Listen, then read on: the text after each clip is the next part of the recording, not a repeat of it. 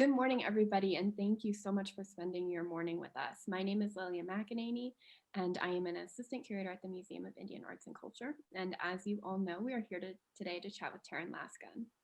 A few things before I hand it over to Taryn. To begin, I'd like to briefly acknowledge the place where this conversation is happening, even though we are in a virtual space, in Ogopoge within the Tewa world. As a non-native person living in so-called Santa Fe, I am aghast in the ancestral homelands of the Tewa people, and I wish to acknowledge all the indigenous people, Pueblo, Navajo, Apache, and so many others, past, present, and future, who walk on these lands and steward these places. So for those of you who don't know, the Goodman Aspiring Artist Fellowship was established at MIAC by Dr. and Mrs. Connie Goodman, who are members, friends, and supporters of the museum. The fellowship is designed to provide financial assistance to up-and-coming Native artists who show promise and are eager to move to the next level of their career. The Goodman Fellowship has often opened doors to other opportunities, such as artist residencies at the School for Advanced Research of the Santa Fe Art Institute, invitations to markets, as well as gallery and museum exhibitions, which Taryn will talk a little bit about today. And as you all know, this program is the first in our lecture series highlighting our fellows. These conversations will continue on a monthly basis throughout the year, generally on the fourth Wednesday of every month at 10 a.m. So keep an eye out on MIAC's newsletter and social media channels for future dates. And next month, we'll be joined by Cree Lawrence. So check out MIAC's Facebook page for that, for more information on that and the registration link.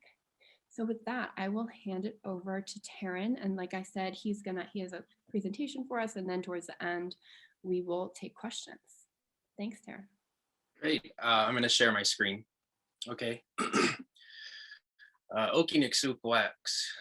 I-damix kanato ni simskas mi sakina machka ni dumsitapi pikani asit ta nina honesta sakkoya pita nikshista honesta itsoyansky aki na six honestaya migutakani punokao ki utkwi inimaki ki the late Shishikumaki. Hello, everyone. Thank you for joining me today, this morning, in my occasion. I hope I have my coffee here.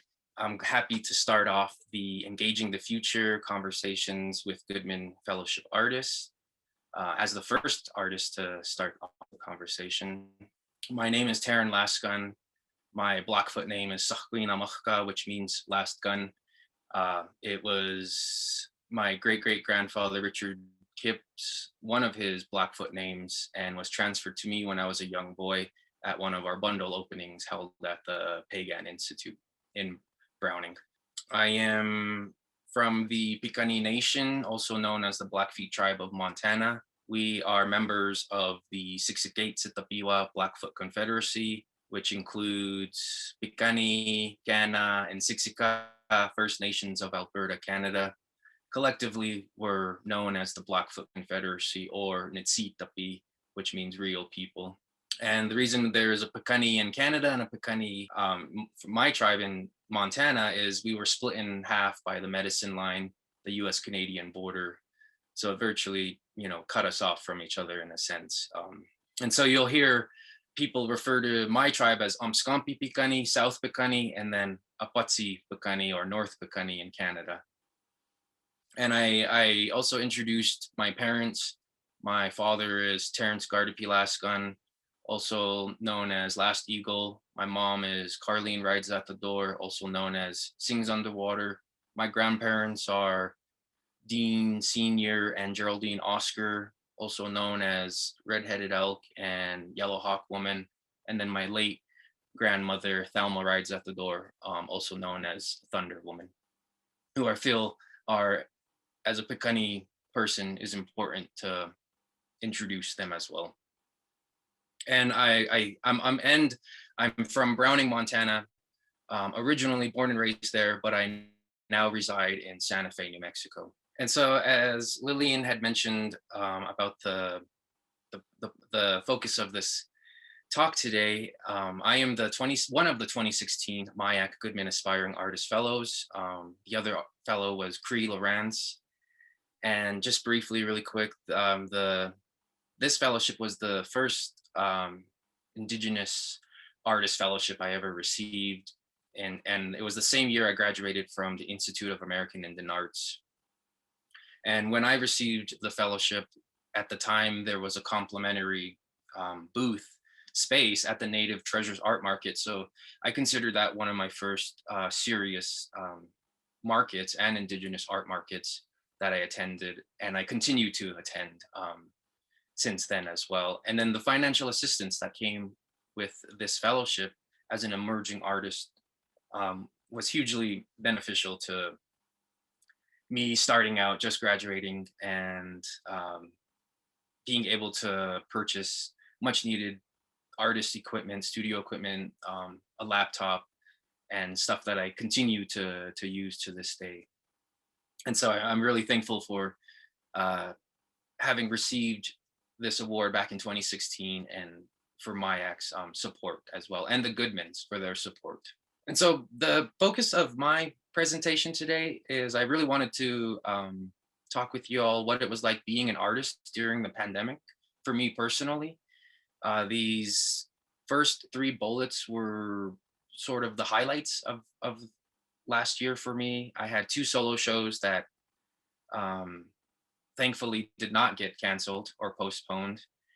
And I, at the end of the year, I was awarded a city COVID-19 artist mini grant that I did artwork for as well. That was part of the grant requirements. But a lot of my events, a lot of my markets that I attend were all canceled or postponed. I was, it was really looking and shaping up to be a busy year for me. And then everything sort of changed. But today I'm going to be sharing the works from these three highlights that were important bodies of works that I was able to create during this pandemic.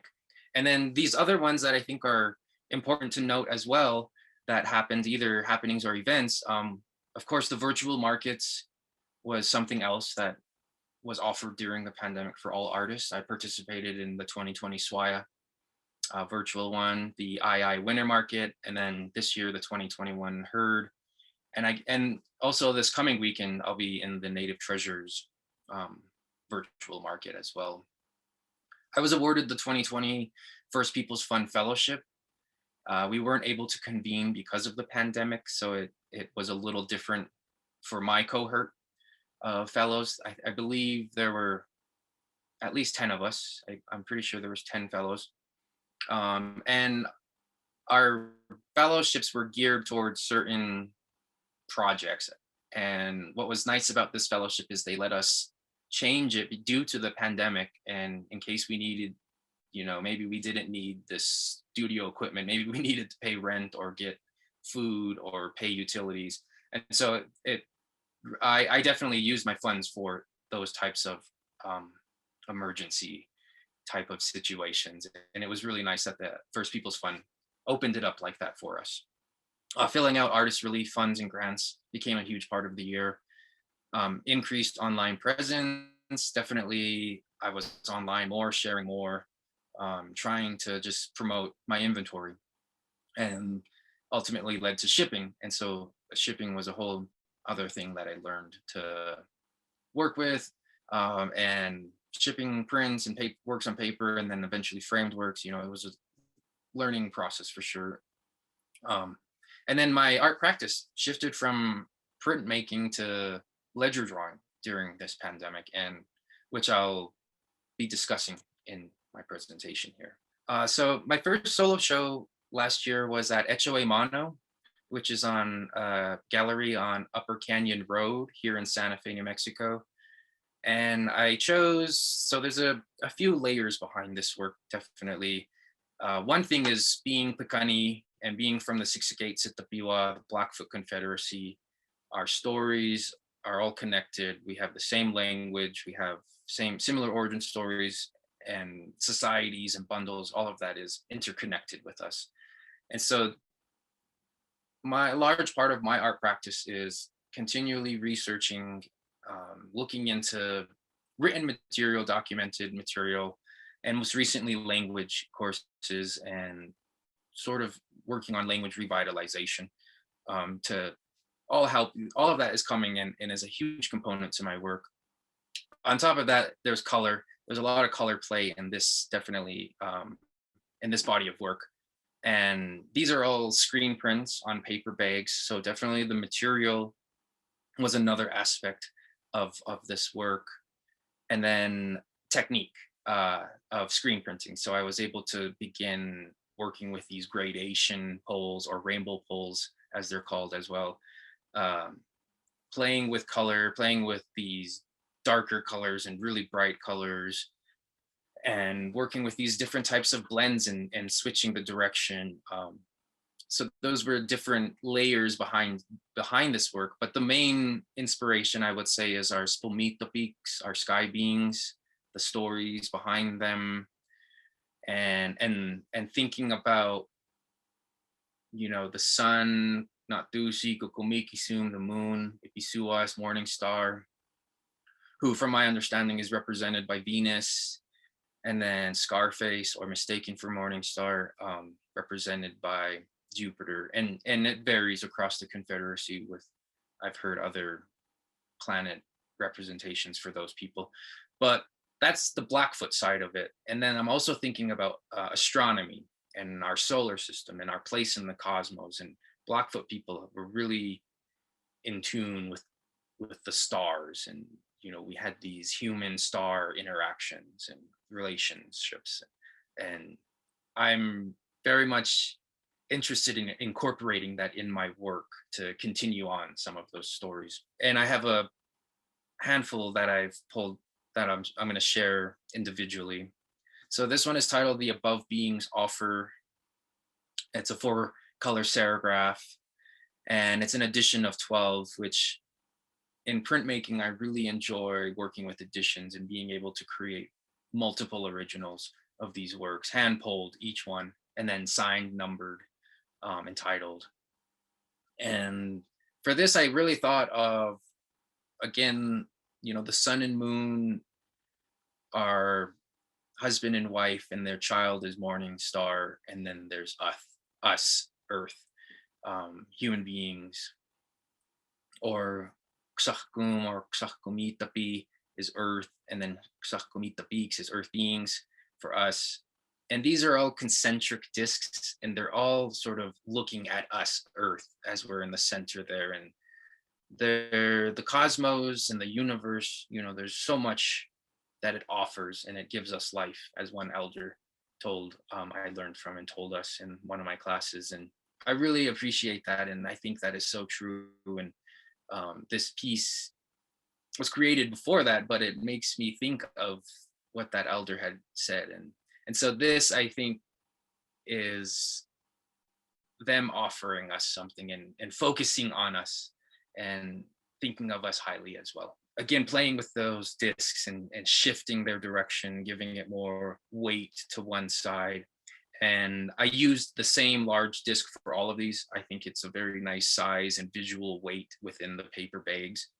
Um, and the paper bag, I chose that source of material as just another type of paper. And it was actually given to me when I was a student at II. The bookstore manager gave me a bunch of free paper bags to print on, because he knew I was taking printmaking courses. And that's where it all started. And with this Echo Emano show, I really wanted to use this opportunity to explore that material a little further, through these narratives. But this one is titled "Sun, Moon, Morning Star, Earth Beings Gather." And again, that's it's very literal to who they are and what's going on and where we're gathering. A 4-color serigraph, an edition of 10. And the edition sizes vary for all of these. Some turned out better. I think working with smaller editions is something I like to do. 10 is a lot. I think working with these lower numbers, 7 is really great, to keeping it super limited, but 10 is still very limited as well. Brings medicine to earth beings. With this one, I was really excited. It was really exciting about these, where I started to blend the colors and get this, I guess, new color where they meet, and creating this sort of new space within it as well. and the texture of the paper bag, the nature of the paper bag affects the color as it lays down, and it creates all these really interesting where you can tell the ink was pulled up. The screen was pulled away from the paper bag, leaving these weird swiggle lines. But I think it just adds to the cosmic realm and being of what I was trying to go for with these works. And again, bringing, I think, it goes back to what that elder said of, they give us life, they give us medicine. There's a lot our universe offers us here on Earth. This one is Mistaken for Morning Star, really inspired by Scarface or Bakso Pisuas. And, there's these stories are much deeper and take a lot more time, but I just wanted to note, that that's what we would refer to Scarface as Mistaken for Morning Star also. And there's stories and ceremony and stuff behind that. But I was really inspired by that. And I felt this piece in particular, because it was black and white, my first time really working with just this black and white on the brown paper bag, it really activated that shape. And it's just a sort of pure look at the bottom and then meeting this misty going into dark space. I really was enjoyed this piece right here, because of just this two color palette and the way it created a lot of mood and feeling inside of it. This one is Nearing the Sun Lodge.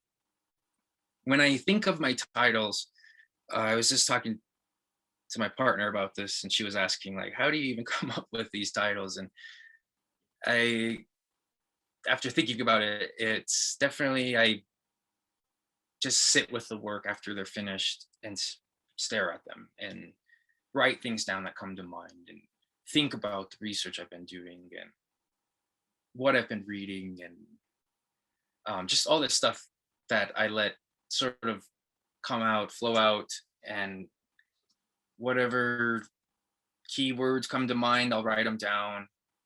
And so this one's called Nearing the Sun Lodge, and Natusi, the creator, Ishtabat Biop, what that would look like, and his, as the main star. And this to me was just this otherworldly look of that color created, and I shifted the screen, the paper bag, to create these bands or bars that are in different directions and across almost. And to me, it just seemed like, wow, if there's stories of people going to the Sun Lodge, and what would that look like? And I think this is sort of what my visual interpretation would be of that, or what I would think that this space would look like. That's not, what we would see today and human from the human eye. And then this is the last one of the paper bag series I wanted to share with you all, called Land of the Sky Beings. And again, I think I was really getting somewhere with this technique of blending colors and switching the direction. And I was able to create all of these at the Institute of American Indian Arts. I was taking a printmaking course last year, and it got shut down halfway through because of the pandemic, so I lost that access. But I was really thankful to be able to finish these works in time before that happened.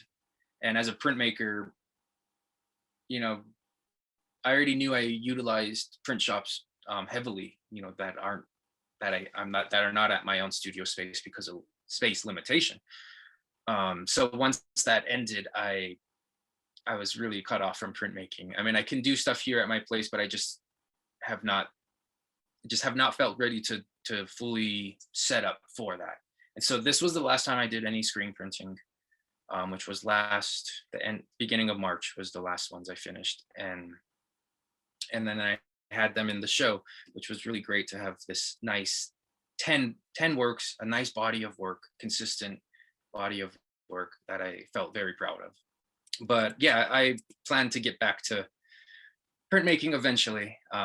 It's just nice to take a break and focus on something else, which I'll get into next. Again, this is just a recap photo on the exhibition work and how it was framed.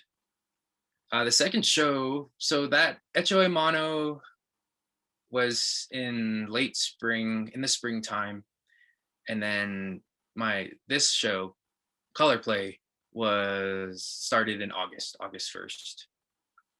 And this is where I was able to really get into ledger drawing.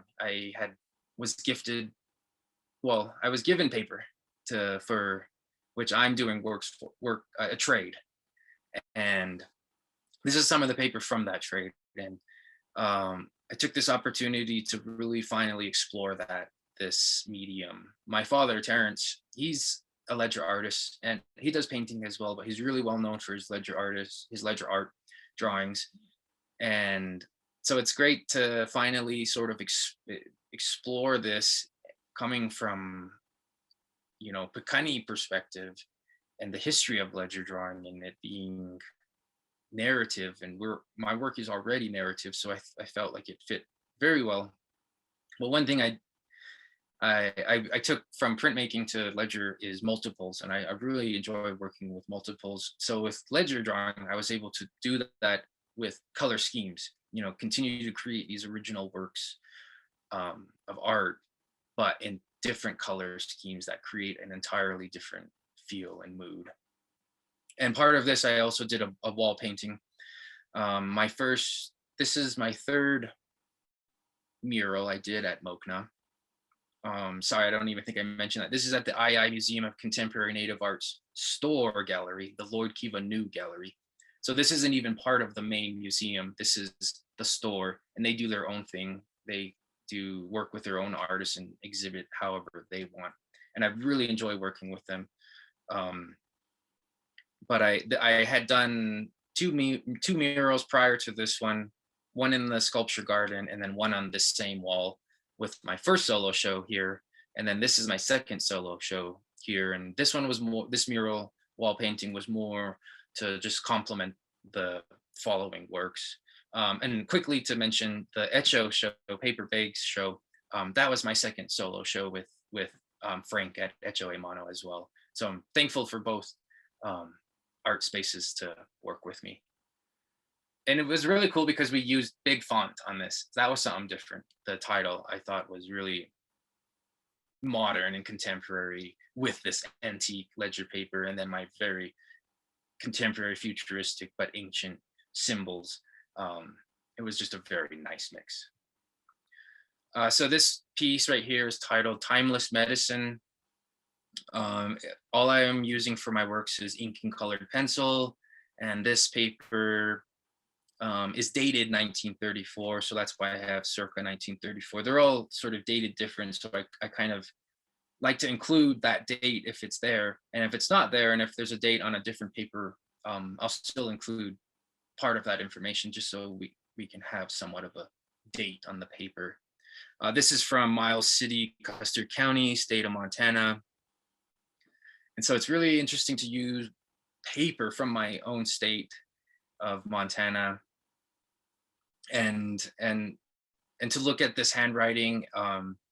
They're all different. I have all sorts of documents from all over it's very interesting to look into and read how they were writing and what they were using and what is the document for. And the paper has a very cool, unique feel, being that it is antique. But for this body of work, I really wanted to explore, because of the Paper Bag series and the color combinations I was beginning to discover and play around with, I wanted to continue that in this ledger drawing and see if I could accomplish that with colored pencils and filling in these spaces, which it's a whole different way of working for sure. A lot more time goes into one piece, so it feels even more special to me because of that. And as soon as you see the pieces, the artwork finished, it's like it completely activates this antique paper in a new way, and I don't know, just reclaims it in a sense and gives it new life and meaning. And then that's when none of this, like the name Custer doesn't really, it's irrelevant. It doesn't matter. It's more about telling the story and continuing that on, um, and thinking about the history of ledger art and it being like that, just using whatever they could get, source of paper, to tell whatever narrative they wanted to. Culture's still alive. Culture's not dead. It's not in the past. It's continuing on today. So I think people write about it in a past sense, and that's really offensive. Here's another one called Charged Environment. I think this shape I was going for is like the sun, moon, and morning star. And I did it in multiples, so it's a little bit more abstract. I think I'm drawn to geometric abstraction. So that's one of my favorite sort of art styles and movement. Also pop art because of the color, minimalism because of just its simplicity and its way of getting across to people using this more minimal take on it. And then and I don't think I mention it all the time in any other sort of talks I do, but a lot of my work is inspired by Blackfoot painted lodges and the different symbols that are included with what in most cases is a three-tier setup. And so there's the bottom, the land, the middle, which is the helper, and then the top, which is the sky world. And I focused on, typically the bottom, the land is past work for sure. And then lately it's been the sky, the top world. And I try only to use geographical or um, solar system aspects of the lodge designs and not the middle, which is very personal to an owner and an individual. And I wouldn't want to take from any of that and offend anyone. But to me, these colors felt charged and it felt like this environment that was being created for you to feel that. And I hope my work, at least for me, it gives off this type of energy. And my titles really reflect how I feel about that. Nearing the unknown, this is playing with this sort of archway or this doorway, playing with complementary colors. With this ledger drawing, I really utilized my color wheel to really help guide my color play and schemes and relationships that I was trying to create. And either a complementary, split complementary, or triad color schemes, I really focused on those three setups right there that I just mentioned for these works. And this just feels, it was sort of going off of my first solo show at Echo Emano, which did a lot of these sort of rectilinear works and doorway type works that to me were leading to these future areas, but also to ancient times. Indigenous Americans have been here for tens of thousands of years. We're part of that original story, us contemporary Indigenous people. And I think about that a lot. I think about the archaeology, the story, the narratives that have happened here in North America. My tribe, Piikani, the Six Gates at the Biwa, we've been in that area for 10,000 plus years. There's archaeological evidence, linguistic evidence. And so I'm very much interested and invested in learning about that kind of history and information and knowing where those are. Because at one point we had 23 million acres, our traditional ancestral homelands. And now for us, Piikani, we're down to a 1.5 million acre reservation. And so there's just the Montana state is full of stories from us and full of stories from surrounding tribes as well. But, it's really goes into thinking about that. And then these works kind of get created from some of that thought process. But this just seems unknown, I guess. It seems like this different area that could potentially be great, I guess, or maybe not even as well. Here's another one, Seeking New Energy. again, playing with these warm and cool colors to create that vibration. Op art is definitely another interest of mine that I really enjoy looking at op art and the various artists throughout time who have done, incredible works to visually play with your eye. And I like to think of these like a insect or a bird that is attracted to color. As a human, we're just like drawn to these, and or that's how I feel about some of my work. Sometimes it's just like you kind of get lost in it, and you can continue to stare at it for a while. But this is seeking new energy, so this is like looking for that energy, um, and this doorway, this bright, this I guess happy feeling, almost not so dark feeling, but just this radiating space that could offer you new energy, new positive, new mindset, new outlook, um, and reclaiming the paper, taking giving it new life, as I said before. With this, with color play, my solo show, I worked with three sizes. And so the first sizes were the previous works shown, and then I did this medium size here, um, and worked with this composition. I worked with each composition in 4 color schemes, so 16 works total. Um, and this was one of them that was one of my favorites from the medium. I think this blue, almost like a primary colors, but the blue is a little bit lighter.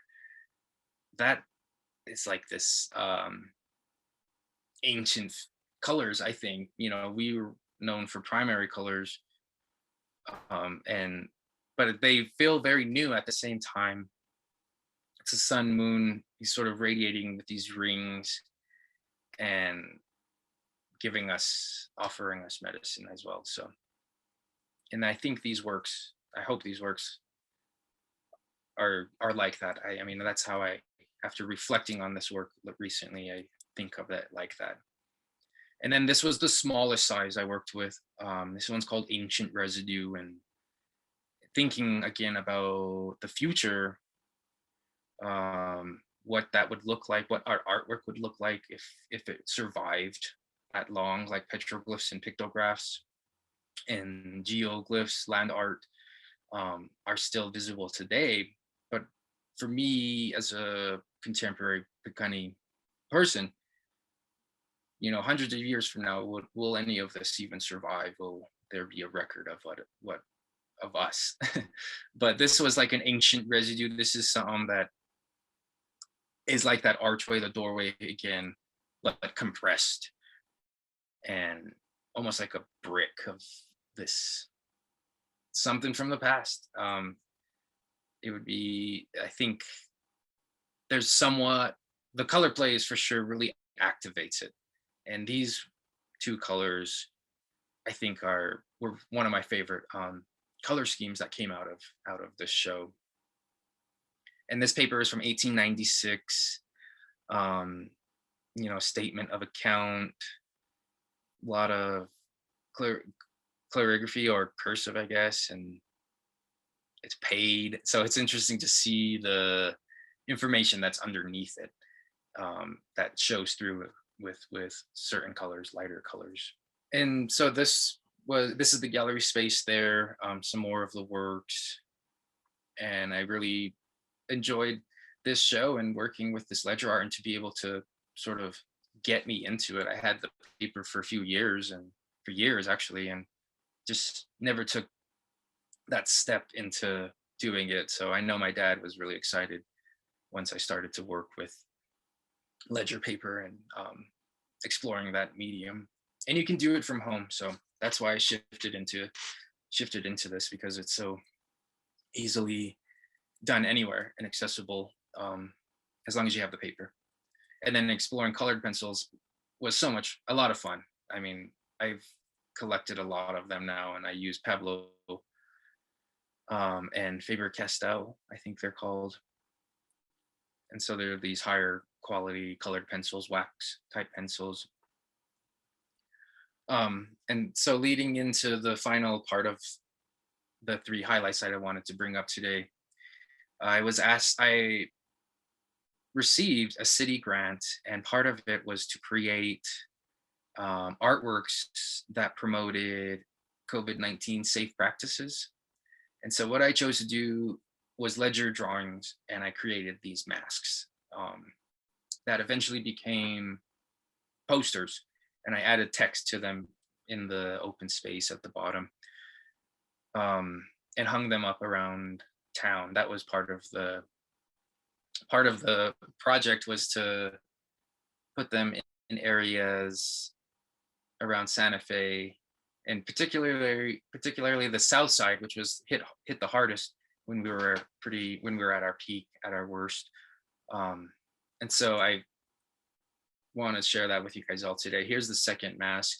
Um, and they're very much like my work, very sim not simple, but just like, yeah, minimal. And the polka dots and the color, playing with color again, lines. And so I had a lot of fun. This was a project where it kind of makes you think outside of the box. So this is one of the posters that I created with the first mask. And I think this one was at Family Dollar, along with all their other masks. I think it's really cool to see just what else was going on at these business locations I was able to place these at. And this one's again at Shell. So the mask says, or the poster says, wear a mask to help prevent the spread of COVID-19. And then the other one says, wear a mask to protect yourself and others. And this one's at Blake's Lotaburger. And so it was really interesting to go to these places at the time and ask if I could put these there. I must have went to about 10 locations and got denied at some of them. Corporate denied me, and some of them only lasted maybe a day. Some of them lasted a few weeks, maybe over a month, because we went to try to go check some of them out afterwards, and they were already taken down. But at least I got the photo. I did what I was told to do, did the project. Chopsticks. This is on the other side of town, though. So it was fun and interesting to approach people and let them know what I was doing and ask if I could put this here if they were wanting any. They were all free. And yeah, it was a way to interact with the community during the pandemic too, which was, a little, just had to be really safe, and where I was wearing gloves and hand sanitizer everywhere I went. But it was the financial award, definitely helped me out. All of these emergency type funds really helped me out and to get through the year during this pandemic. And so I wanted to end with, some upcoming events that I have happening. And I'm happy to have shared the 2 solo shows I had last year that didn't get canceled, and then one art project.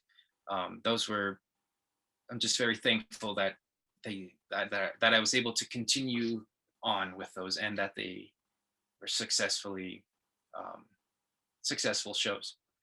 And so this year I have 2 solo shows again, which is very exciting and an honor to have. I have one that I'm working on right now. I've been working on this work. It's a ledger. Both of these shows are going to be ledger shows. The Blue Star Contemporary, which is in San Antonio, Texas, opens July 1st and will be open until September 5th. I'm doing 14 works for that show. They're all larger, the largest ledger paper I've used so far. So I'm pretty excited about that. And I've been playing around with getting, larger discs and circles and rings. So I had to practice with my compass a lot lately to try and achieve these larger perfect discs. I really enjoy these perfect lines and trying to achieve this perfect look, which is not always perfect. There's always this human touch to it, of course, and what that makes it a good piece as well. But with my work, I really think trying to achieve this clean look it gives it the fullest meaning, the fullest content and potent with meaning I am trying to achieve. So I'm very excited for the Blue Star Contemporary Show. This is going to be my first solo show outside of New Mexico, and a lot of coordination has been going on. I'm actually going to be doing a wall painting as part of that show. So I'll be driving out there with the work coming next month. So pretty soon, everything's happening so fast. I got to get the work to the framer soon, and just so much going on here in my studio, stress, everything. Then the next show is at Gallery Hojo in Albuquerque, New Mexico. I've been working with them for over a year now, maybe almost 2 years now, and they offered me a solo show. And so I'm very excited for that. That'll open September 17th to October 17th. And once I'm done with this body of work, I'll be starting onto that one. And what's really cool about, or what I think is a personal achievement of my own, is that I've been able to create new bodies of work, or these new smaller bodies of work for all of my shows. And that's what I've tried to continue with. If I do get offered a show, I want to be able to create something new and not continue to show the same old work, which can happen with some artist work. You just see that same thing a lot over and over. And I think it's great to challenge yourself, do new work, and be a little ambitious, and take on that stress and learn how to handle it. The last thing I wanted to share is the virtual studio tours I'm participating in with the Southwest Print Fiesta. That's a print fair that I've been attending for the last couple of years, and last year it got canceled. And so this year they're doing more virtual things. They're doing a few in-person events, but one on October 8th from 5 to 7, I think there are going to be 4 to 5 artists sharing works. I let them know I haven't been doing too much printmaking. I kind of shifted to doing this other type of work, but they're really interested in knowing that story as well. But I hope to start doing some more in-house screen prints, and finally take that jump, I guess, or take that leap and get into creating more prints from home. I've done it in the past. It's a lot of work. It's a lot of space, and I kind of just enjoy doing this ledger drawing lately more, because of it's just easier to manage from home right now. So those are what I have coming up. And people are welcome to follow me on Facebook or Instagram. Those are my artist pages. My website, I'm constantly updating my happenings. If I have anything coming up, I always put in there what's coming up. There's other things I've been working on, but I think this is a good amount of stuff to share with everyone. And Siksik thank you all for joining me today, for taking the time out of your day to listen to me discuss my art practice and what I was doing during the pandemic and continuing to do as we come out of it, and what's coming up next for me. So again, thank you, Mayak, for having me today, and to the Goodmans for helping with that fellowship, get it started. And thank you all. Thank you so much, Taryn, for sharing all of that. I really appreciate all of your thoughts about the different types of your work. And I love the way that you're talking about activating and reclaiming antique paper kind of within this history of ledger art. And you also said that you love to create environments, which I think is just such a wonderful way to think about 2D work that often people don't really do. So I think that's fantastic. And thank you again for sharing so much about your practice. So we have a few questions that have come in. So the first one is from Irene, asking if you ever use representational imagery in your art. I have in the past, but not too much. I mean, I think my visual vocabulary is really geometric and based on shapes that are a little bit more hard edge, um, and discs. And I think, I mean, it would be great to do. I have done, student representational type work before, but I feel like I can get more across with the symbols and shapes I'm using now, and not sometimes representational. Just, I feel like I see it all over, and I just don't want to see that. I get in my own work. I'm trying to create something that I don't see, and I know a lot of artists from my community do representational work. And so I think part of the reason why I'm not doing that is because I want to see something different. I want to see new Pakani art. We have a question from Rob, who is one of the fantastic organizers of this series. And he asks, given your interest in paper, have you ever considered making your own? Um, I have, but I prefer purchasing the printmaking papers, the high quality of those. I've gotten so used to that and gotten so used to figuring out which paper I want to work with. I think the paper making aspect, I would want to try it if I ever got the opportunity, but I just don't see myself wanting to do that. It's so time consuming. I just want to work quick and fast and get the work out there in the world as soon as possible. And if I can buy multiple sheets of archival printmaking paper, then I'll do that instead. Yeah, it does seem incredibly time consuming. I can't even imagine. I know. I think it's great. Any artist doing that, any printmaker, um, it really adds to the uniqueness of their work and gives it that extra touch. But it's just something probably I wouldn't pursue in my own art practice. So our next question is from Elizabeth, and she is thanking you for your talk. And she says you mentioned that you received some of the ledger paper that you used from a trade. Could you speak a little more about that? Yeah.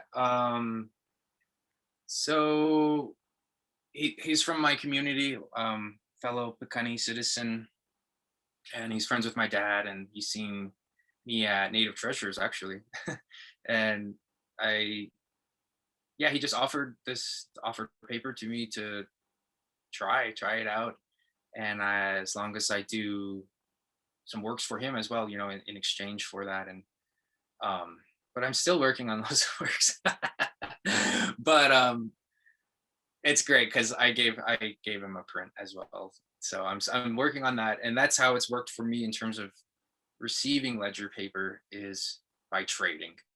So I've a few other people have reached out to me since they seen my show at Mokna, and or that I've been connected with, um, that have done the same thing.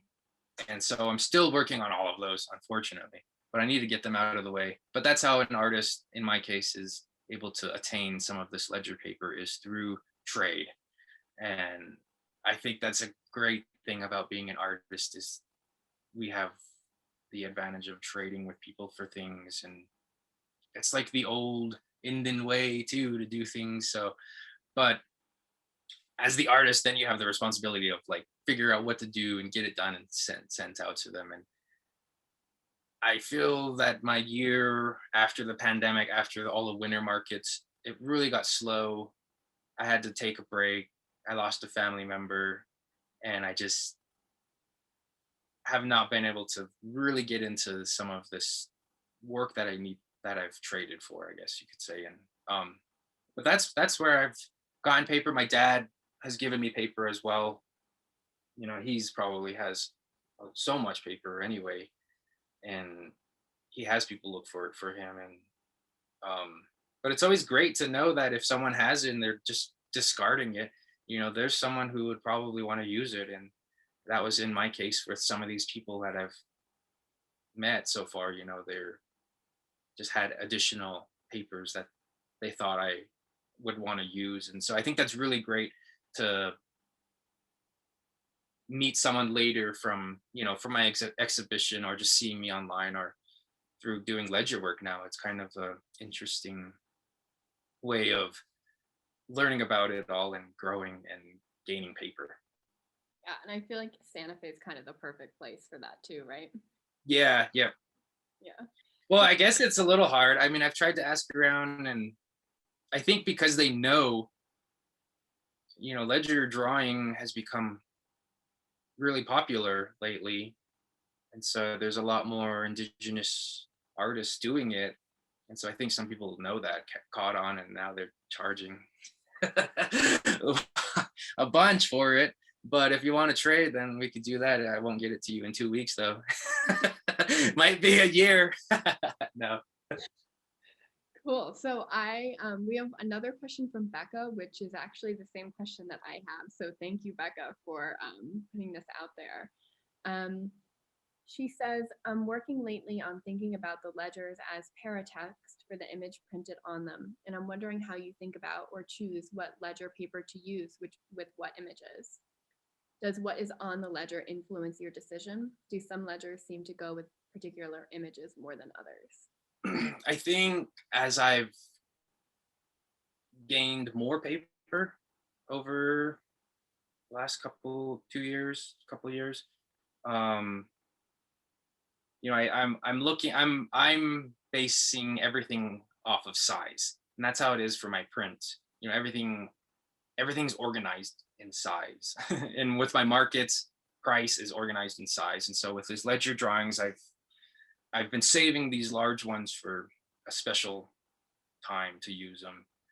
Um, and so some of the first works I used, it's I think I'm really intrigued by the writing, the handwriting, and what the documents are, but I don't really let it dictate, the imagery. The imagery is the same as coming from printmaking, or it's this, I'm using the same type of interest, research, imagery based on just my own, I guess, my own past research and interest in some of this stuff. And it doesn't matter which medium I'm working with, I'm translating the same information across all of them. But yeah, I'm not really letting that control what's happening. And I think it is, there was someone who wrote about my work recently, and with the Custer County paper, and they thought, and it recalled for them Custer himself in the battle. And for me, I don't even think about any of that. I, like I had said earlier, that was irrelevant, and it's more about reclaiming it and giving it new purpose, um, and using these Western American documents and indigenizing them, I guess, or Picaninizing them, giving, and it's adding to this rich history of ledger drawing and artists, and it's particularly drawn, Great Plains artists. And I'm from the Great Plains. We border the mountains, so I always consider us like mountain slash plains people. We're right on this, like, I don't know, the right in the Rocky Mountain front. Such a rich ecosystem environment, and we have always done everything in more of a narrative way, and that's what ledger drawing is about: is narrative telling, recording your experiences. And someone else wrote about my work and wrote about ledger. They were specifically talking about ledger drawing and how it was a form of recording loss of culture. And I just think that's so wrong to think that it, to just state it like that, only loss of culture, when it's not completely like that. There's still thriving cultures today, and that artist probably still had that culture, maybe. Or some of these past artists, maybe not the imprisoned, weren't fully participating in that kind of stuff. But so I think it's interesting when I read stuff written about me and my work, and I'm very specific, and I have a very, yeah, specific way of viewing everything from a indigenous American point of view, from a Piikani point of view, from someone who's federally recognized American. There's all these identity things that go into it as well. But I hope that I probably went way off on that, but that's it doesn't dictate too much in my work, and I'm trying to just reclaim it. I'm trying to just like do whatever to fix some of it to make it better. Yeah, thank you for that wonderful answer. Um, we have a question from Winoka. She is asking, I know you're learning more about your language. Have you ever thought about a series of work that speaks to your journey in learning your ancestral language, thinking specifically about language activism through art? Yeah, no, I think I mean, even looking at my past work right now, and from taking like just this year, I took 12 weeks of Blackfoot language courses and 6 weeks taught by a Bomaka, Leonard Weasel Traveler, and then 6 weeks taught by Ake Kakatusaki, Trace Yellow Owl. And I learned so much from both of them. You know, Trace, she's younger than me, and Apomaka, he's an elder from Pikani, Apatso Pikani, which is in Canada. So it was really great to have this cross knowledge, cross pollination of knowledge and wisdom over Zoom. It was all over Zoom, twice a week, and so all the stuff they shared with us, I was able to start to connect it back to my works and explain it. And that's something that I've been interested in prior to that, prior to the pandemic. I've always wanted to learn specific words for things I'm using in my art. So like the sun, moon, morning star, or land, earth, mountains, water, all of that kind of stuff. And I think it's very important to um, language revitalization for any tribe is important. And I know it's really hard. And so, because just now that the classes are done, I've gotten so focused back into my own work that I haven't been, I've been not as using it as much again, but I have all these recordings that I recorded from my class that I listen over again and try to learn the language. And one thing I've really been so out of the pandemic that I had told you before, Lilia, is that me and my partner became birders, and so we've really learned to identify all these birds and sort of provide food and water, like a pit stop for them. And they're a huge part of Blackfoot culture. They're in our names. Like my dad, Last Eagle, my grandma's Yellow Hawk Woman, our ceremonies, they're on our lodges. That middle part that I talk about that I don't use very much, there's birds there. That's the representational side, the figurative side of Piikani Blackfoot art. And then we have a geometric side and an indigenous abstraction side of things. But I just wanted to share some of that because the bird part, I've been really wanting to do something based on their colors. And so that's something I want to do in the future. And then I've been trying to learn their Blackfoot names. And I've been really trying to reach out to different people and just learn how to describe beakseeks, birds, what is it? Just sistiques, small birds, just learning all these names for them. And it's been such a fun process to do. And I feel like I'm building up this energy momentum to do some work that is based on these bird colors, because the flicker is one of my favorite, northern flicker, the white-breasted nuthatch, the western tanager has been around lately, these yellow birds, the Bullocks oriole. I mean, we get so many different birds just here at our place, and we're right in that migratory highway, and right where I'm from, which is the Rocky Mountain front as well. There's so many birds there. So, and a lot of it is somewhat, I mean, I have written stuff down, but I think it's a matter of me finding someone to help me translate them, to read them to me so I know I'm saying them right. And there's a small, what someone called like a renaissance for the language back in my community for the entire Blackfoot Confederacy. We're all trying to learn the language and keep it going and utilize these elders that still know that knowledge. And some know more than other, or it's a matter of putting the pieces together because we all have different dialects as 4 nations in a confederacy.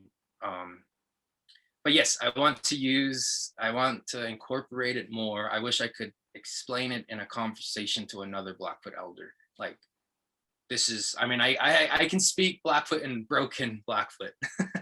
I can describe things singularly, but I'm not able to converse yet. And I hope one day to be at a point in my life where I can converse and even teach it back.